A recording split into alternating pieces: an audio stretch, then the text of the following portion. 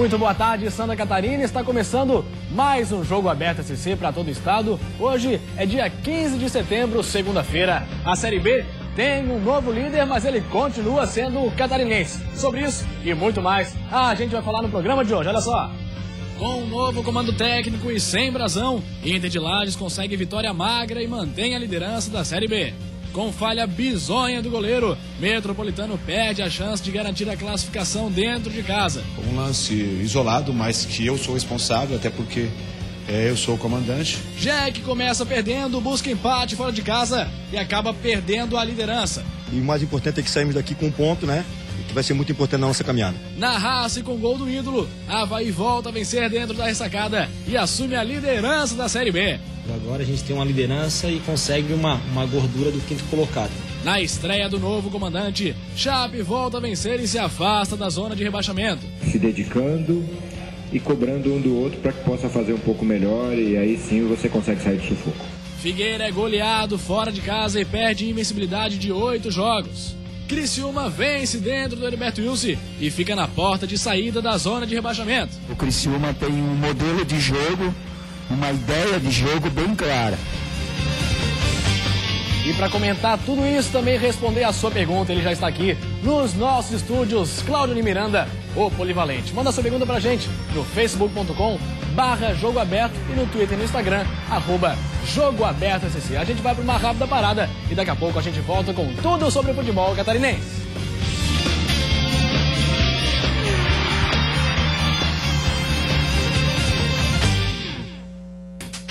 Meio-dia em 34 minutos, estamos de volta com o Jogo Aberto SC. Mais uma vez, muito boa tarde a toda Santa Catarina e boa tarde também para o Cláudio Miranda. Claudionir, teve rodada da segundona nesse fim de semana, é isso que a gente começa a falar na tela para você. Olha aí, os resultados desse fim de semana. Quem jogou foi o Porto contra o Concórdia, 3-2, um jogo bastante pegado aí do Porto. Ercílio Luz perdeu para o Camboriú 2-0, Caçadorense contra o Blumenau conseguiu pagar o que estava devendo, aí Canoinhas perdeu pro Inter de Lages. Ainda bem que o Blumenau conseguiu aí seguir na competição, né, Claudio Nimir? Até porque tá brigando muito sério pra classificação. Internacional, Guarani, Concórdia e o Blumenau são as 4 equipes que brigam mais forte no momento. Logicamente, Camboriú vem encostado, tentando chegar. E a próxima rodada tem um jogo importante, Inter e Guarani. O Inter buscando o segundo ponto. Já tem um pro quadrangular semifinal. O Guarani querendo que isso não aconteça. Vamos ver então 2 jogos que aconteceram da segundona, o jogo do Inter e também o do Porto. Na tela pra você. Pela segundona, o Inter de Lages venceu mais uma. Dessa vez, a vítima foi o Canoinhas. O gol do jogo foi marcado pelo zagueiro Átila no último minuto do jogo. No sábado, o Porto venceu o Concórdia por 3-2. O Porto abriu o placar aos 5 minutos com um gol contra do zagueiro Balduino. Aos 17, Alain ampliou para 2-0. E aos 30, Dudu fez o terceiro do time da casa. No segundo tempo, o Concórdia reagiu e fez 2 gols em 2 minutos. Aos 17, com Thiago Pereira e aos 18, com João Arthur. Com esses resultados, então, vamos ver como é que ficou a classificação. Primeiro aí do retorno do Campeonato da Série B do Catarinense, olha só. O Inter de Lages está na liderança, 6 pontos. Blumenau vem logo atrás ali, 6 pontos. Também só o saldo de gols é que muda. Aí tem o Guarani, Camboriú e Atlético Tubarão na sequência.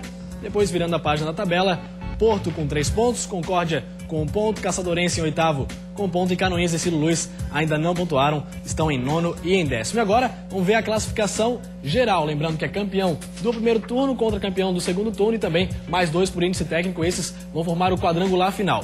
Portanto, que na classificação geral, que vai definir o índice técnico, o Inter de Lages está com 26 pontos aí na liderança, o Guarani em segundo com 23, Concórdia em terceiro com 20, Blumenau e Camboriú seguem no 4º e no 5º lugar. Virando a página da tabela, Atlético Tubarão com 15 pontos, Porto com 11 pontos está em 7º, Canoinhas, Ercílio Luz e Caçadorense fecham a classificação. Cláudio Miranda vai ser bastante pegado aí para ver quem é que vai se classificar por índice técnico, né? Não tenha dúvida, jogo importantíssimo, quarta-feira, meio de semana Internacional em Guarani. A Caçadorense está vivendo um clima difícil, ruim, porque pode ser rebaixada para a 3ª divisão, a Série C do futebol catarinense. Mas pode ter certeza que além do Camboriú, pouca coisa pode mudar nessa classificação geral com relação aos 4 primeiros. Agora a gente vai para uma rápida parada e depois do intervalo a gente fala de Série D, de Série B e também de Série A do Brasileiro. Dentro de mais alguns instantes você confere o noticiário mais completo do futebol catarinense. Com o novo comandante, a Chapecoense conseguiu quebrar o jejum e voltou a vencer em casa. Só assim nós vamos conseguir sair dessa nossa dificuldade. Cada dia, trabalhando, melhorando. Aqui no Heriberto Wilson, o Criciúma foi melhor durante toda a partida e com um golaço garantiu a vitória contra o Goiás. O Criciúma tem um modelo de jogo, uma ideia de jogo bem clara. Pezinho no chão, que a obrigação de ser campeão é do Vasco.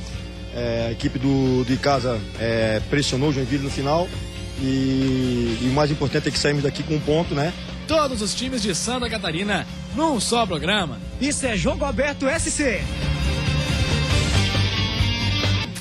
Meio-dia e 39 minutos, estamos de volta com o Jogo Aberto SC e agora é hora de falar de Série D do Brasileiro, porque os nossos dois representantes jogaram nesse fim de semana. O Maringá pegou o Guarani e o Metropolitano o Londrina. O Guarani já não tinha mais muitas pretensões. A competição acabou perdendo e ficando em último no grupo. Já o Metropolitano tinha a chance aí de se classificar para o segundo turno, já sem depender de ninguém. Só que aí acabou cedendo o empate. Olha só como é que foi esse jogo lá no estádio do SESI. A chance de garantir a classificação veio depois do pênalti em cima de Lauro César. O capitão Alessandro foi para a bola e fez 1-0 Metrô. Depois do gol, o capitão sentiu uma fisgada na coxa e foi substituído. Aí veio o lance fatídico. O goleiro Dida se atrapalhou e deu gol de presente para o Londrina. Paulinho não perdoou. 1-1. Um lance isolado, mas que eu sou responsável, até porque eu sou o comandante. Giovani, que tinha entrado no lugar de Alessandro, ainda perdeu essa chance.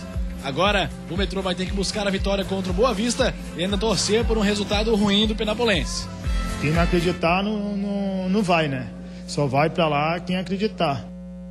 Vamos ver como é que ficou então a classificação aí dos grupos da Série D, em que Metropolitano e Guarani estão. Primeiro, a classificação do grupo do Guarani, o grupo 7. Ituano foi o primeiro e Brasil de Pelotas o segundo. Vem Maringá, Cabo Friense, Guarani acabou em último, não queria acabar em último, mas aí acabou ficando com 5 pontos e não conseguiu uma classificação melhor do que essa. E agora, classificação mais importante, né, do Metropolitano. Aí que tem chance ainda de fazer essa classificação. O Londrina está em primeiro, o Penapolense está com 9 pontos e o Metropolitano também está com 9. Para ficar aí na zona de classificação, em segundo lugar, o Metropolitano vai ter que vencer, torcer para o Penapolense perder ou pelo menos vencer por um placar um pouquinho pequeno, né, Claudinei Miranda? Não muito elástico, porque senão aí o Penapolense fica com um saldo de gols maior. A diferença está justamente na questão de saldo de gols. A diferença é de um gol apenas, mas a questão é muito difícil para o Metropolitano. O Metropolitano joga com Boa Vista fora de casa. Pode vencer? Pode. Mas a Penapolense pega o Pelotas em casa. Pelotas tem 7 pontos. Quer dizer, o Pelotas briga ainda por classificação. Isso é bom para o Metropolitano. Logicamente, a zica de jogar em casa para o Metropolitano, aquele amarelão continua pesando muito. Falhou o Dida, falhou o Giovani. Se o Dida pode ser responsabilizado, o Giovani também. O Giovani teve nos pés a possibilidade de vitória. Infelizmente, para o Metropolitano ficou muito difícil. Mas ainda pode acontecer na classificação. E o Metropolitano ainda vai ver se o Alessandro vai poder jogar esse jogo, porque, como a gente mostrou ali na reportagem, ele acabou sentindo, vai ter que se recuperar essa semana para poder jogar aí contra o Boa Vista. Então vamos ver como é que ficou o resto da classificação. Pelotas e Boa Vista fecham, portanto, esse grupo 8, que é o grupo do Metropolitano. A gente vai ficar na torcida para que o Metrô consiga aí essa classificação. E agora a gente fala de Série B do Brasileiro, porque o Joinville, aí fora de casa, acabou conseguindo empate. O Emerson Maria não achou que o resultado foi de todo ruim, não. Mesmo jogando fora de casa, o Joinville começou melhor a partida e criou algumas chances. Só que com o passar do tempo, o Icasa se impôs. E aos 39 minutos, depois de um belo giro em cima do marcador, Lucas fez 1-0. No segundo tempo, o jogo seguiu aberto, com chances para os dois times. O Icasa, apoiado pela torcida e tentando fugir da zona de rebaixamento, foi para cima do Jack e criou boas chances para ampliar. Por outro lado, o Joinville trocava bons passes e fez o goleiro Busato trabalhar em alguns lances. Aos 32 minutos, a superioridade técnica do Jack prevaleceu. Após a cobrança de falta, Busato rebateu para o meio da área e Bruno Aguiar aproveitou para empatar a partida. Fim de jogo, Icasa 1, Jack também 1. Nosso primeiro tempo foi muito ruim, melhoramos um pouco no segundo tempo. Quando nós estávamos equilibrando o jogo e próximo de empatar, O Fabinho ele lesionou, então jogamos boa parte do segundo tempo com um jogador a menos praticamente. Ele estava só para compor, porque ele não tinha mais condições físicas. A equipe de casa pressionou o Joinville no final. E o mais importante é que saímos daqui com um ponto, né? Que vai ser muito importante na nossa caminhada. Pois é, Claudioniro, o Emerson Maria destacou bastante aí a entrega dos jogadores dentro de campo. Isso foi fundamental para o empate. Poderia ter saído com a vitória de lá ou não? Poderia sim, até porque no primeiro tempo, principalmente o Joinville foi mais time. No segundo tempo foi muito equilibrado. O que acontece? O Joinville programou 4 pontos nesse giro pelo Nordeste. Conseguiu 1 com o Icasa. Próximo jogo é muito difícil, é contra o Náutico. Nesse jogo, o time do Joinville teve condição de buscar a vitória, mas trabalhou demais a bola e finalizou pouco. E aí o que aconteceu? O Icasa tirou proveito. Pontuar é muito importante. Não tem jogo fácil na Série B do Campeonato Brasileiro. E o Joinville, com esse 1 ponto, com esse gol do Bruno Aguiar, continua muito vivo, é segundo colocado e brigando para chegar à Série A. Se pontuar contra o Náutico, fica de boa. Pode ter certeza, porque se mantém no G4. E se não tem jogo fácil, não teve jogo fácil nem para o Avaí, que pegou o lanterna da competição. E aí tava aí para conseguir a liderança, tudo pronto. Só que aí não foi jogo fácil não, viu? Jogo difícil na ressacada. As condições para o Leão voltar a vencer em casa não poderiam ser melhores. Com a combinação de resultados, o Avaí só dependia de si para se tornar líder da Série B. O adversário, o lanterna da competição. Quer mais motivação do que isso? Só que motivação não quer dizer jogo fácil. O Vila Nova foi pro jogo, começou pressionando. O Avaí tentava responder. Mas logo vinha o Vila Nova e assustava outra vez.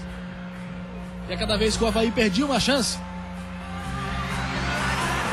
o Vila chegava mais perto. No segundo tempo a história seria diferente. A vontade do Avaí era tanta de buscar o gol que o zagueiro Antônio Carlos estava dando uma de meia, levando o time pra frente. Anderson Lopes foi no embalo e tentou resolver. Na jogada seguinte, o gol do alívio, o gol do ídolo, Marquinhos Santos, para botar o Avaí na liderança.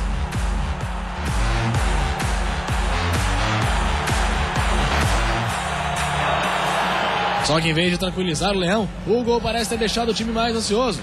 Olha o que fez o Wagner. E depois que Bocão perdeu mais uma chance, o Vila Nova aproveitou a dele. James subiu de cabeça e empatou, 1-1. Mas dentro da ressacada, uma das jogadas que mais tem dado certo no Leão surtiu efeito. Cruzamento de Marquinhos, cabeceio do artilheiro Diego Felipe. 2-1 Leão. Fim de papo, Avaí líder 2, Vila Nova 1. Eu acho que você atingir uma liderança é muito bom. É muito bom, eu acho que deixa o torcedor eufórico. Eu acho que dá cada vez mais credibilidade a um trabalho que a gente vem fazendo. Vem demonstrando que o Avaí realmente está no campeonato para brigar, para subir, não está num campeonato para brigar só para participar.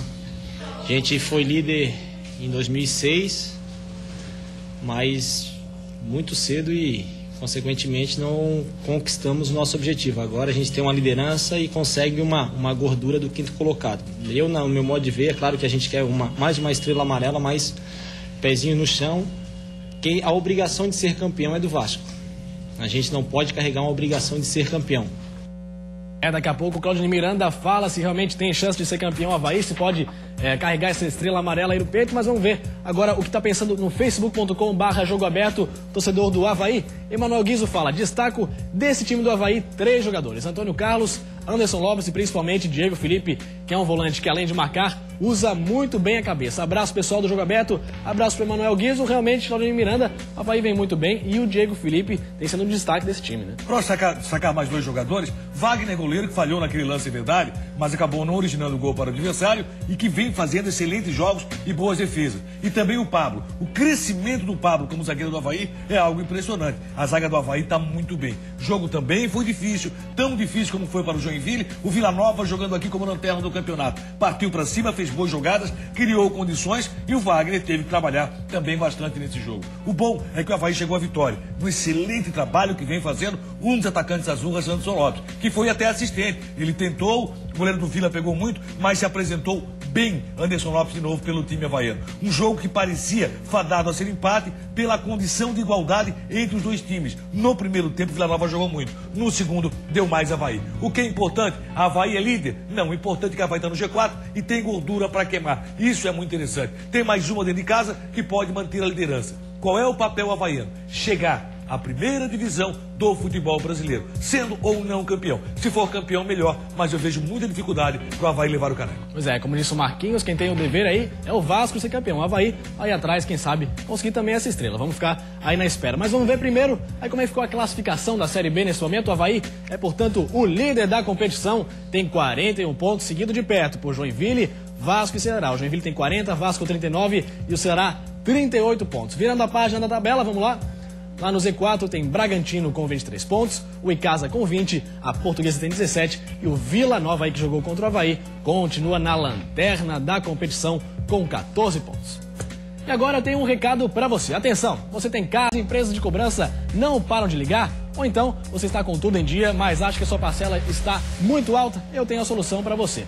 Não se desespere. A Método Consultoria resolve dívidas de financiamentos bancários para você que não aguenta mais olhar aquele carnê que nunca termina.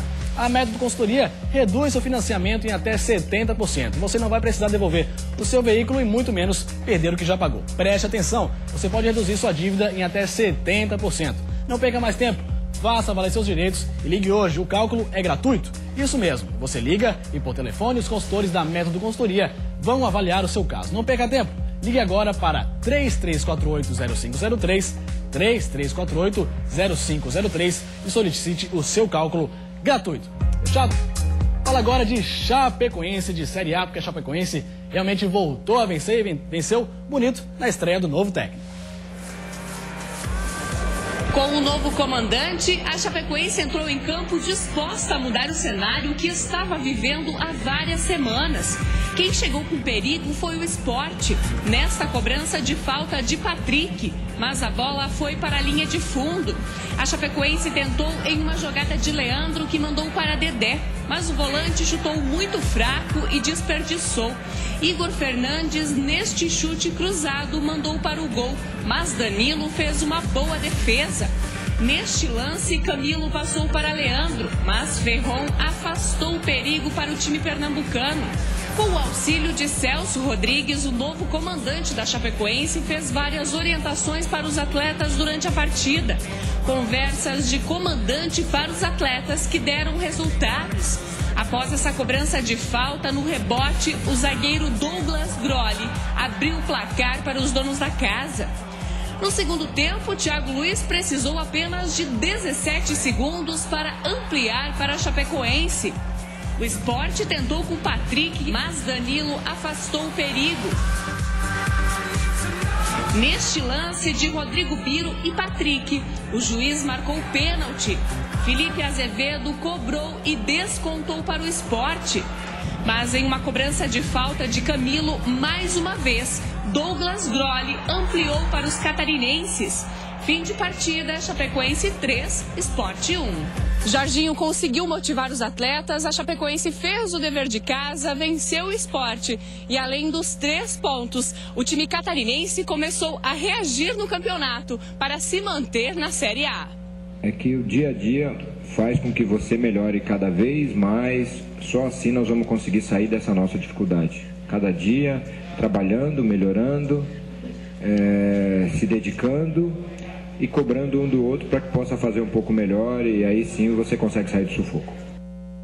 Cláudio de Miranda, dá para dizer já que essa vitória da Chapecoense é resultado do trabalho do Jorginho? Não, claro que não. É continuidade do trabalho do Celso Rodrigues. Mas é muito importante a vitória. Em domingo de Douglas Grolli, ele fez de tudo. Aliás, em sábado, de Douglas Grolli, ele fez de tudo. Conseguiu realmente apresentar um bom futebol, fez um golaço, fez o terceiro, boa vitória, dever de casa tá feito. Foi pênalti no lance? Só foi pênalti, sim. O cara teve a intenção, a bola só raspou, mas ele foi com a mão na bola. Não é vôlei, pô. Continuando a falar de Série A, portanto, agora a gente fala do Figueirense, que foi até o interior da Bahia e não encontrou futebol lá. Olha só. O jogo começou fraco em Feira de Santana, com poucas chances criadas. Tanto que o primeiro gol aos 17 minutos saiu de uma confusão na área, que Chiesa aproveitou. O gol abalou o Figueirense, que 6 minutos depois sofreu o segundo.